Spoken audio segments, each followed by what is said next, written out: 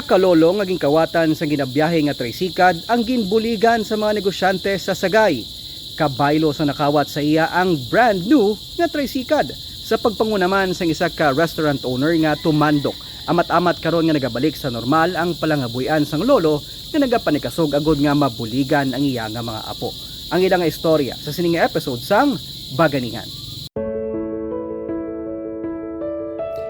Ang pagbiyahe sang tricycad ang malawig na nga palangabuhian sang 74 anyos nga si Nelberto Infante sa barangay Old Sagay sa Sagay City. Diri na binagasandig ang duga nga kinahanglanon sang ila panimalay, ilabi na para sa iya mga kaapuhan. Pero sa Hunyo 22, wala na makabiyahe si Lolo Nelberto matapos madula ang ila tricycad. Suspetsyo niya, ginkawat ang iya sikad nga amulang ang iya ginasaligan nga palamugnan. Nangayo sang bulig pinagi sa katapos ng media kag sa mga social media platform si Lolo Nelberto. Nabatian naman ni Mary Jane Tengueres ang panawagan ni Lolo Nelberto. Si Mary Jane isa sa mga tumandok na negosyante sang syudad nga kilalaman na nagabulig sa komunidad. Istorya niya, nahangpan niya ang sitwasyon ni Lolo Nelberto. Ilabi na nga driver man ang nanging trabaho sang iya amay. Gani ginpangitaan niya sang paagi agod man mabuligan si Lolo Nelberto. Happy man ko sa nahimo ko, kag happy man ko nga damo nagbulig sa iya subong. Oo, para pandagdag man sa iya pangabuhian kag sa adlaw-adlaw nga kinahanglan niya eh. Sa bulig man sang katapos ang media, kag mga vloggers nga sanday Troy Tisoy kag JR Hilantagaan, natipo na mga bulig nga sorpresa para sa pamilya ni Lolo Nelberto. Personal man yung ginpalabot ni Mary Jane ang brand new na tricycad para kay Lolo Nelberto. Bulig sa akon. Lipay ka na na. Lipay na ko. Nga may sikad ka na nga bago.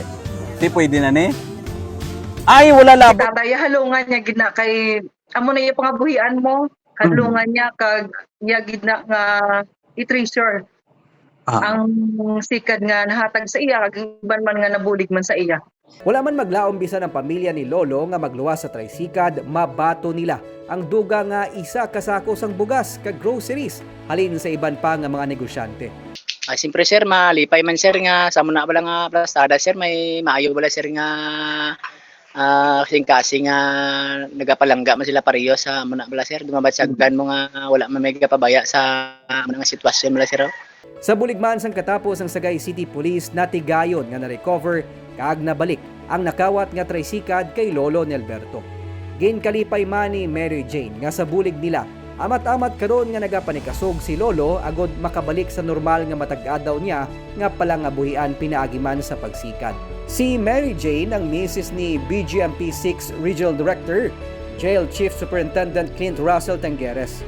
Upod man sa Dalusan Masonic Lodge, malawig naman sila na nagapatigayon sang outreach activities, nagapanghatag sang libre ng mga school supply, mga bag kag sapatos sa pila ka mga estudyante sang Sagay.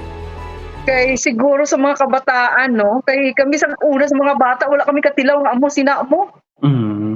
Ti subong na medyo makabulig-bulig ka, ti amo ginang amon nga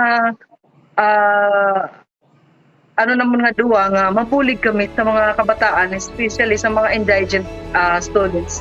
Para kay Mary Jane, kalipay para sa ilang nga mag-asawa nga makabulig sa ila kasimanwa, kag ang makahatag inspirasyon sa iban pa nga mga individual kag grupo nga mag-share sang grasya para sa mga nagakinahanglan. Hindi mo kinahanglan mangin gamhanan o kon may ikasarang agod makabulig sa imo isig katawo. Bisan ako o kon ikaw, pwede mangin baganihan. Ako si Nico Delfin, magadala sa mga istorya sang paglaom kag pag-asa sa kada simana.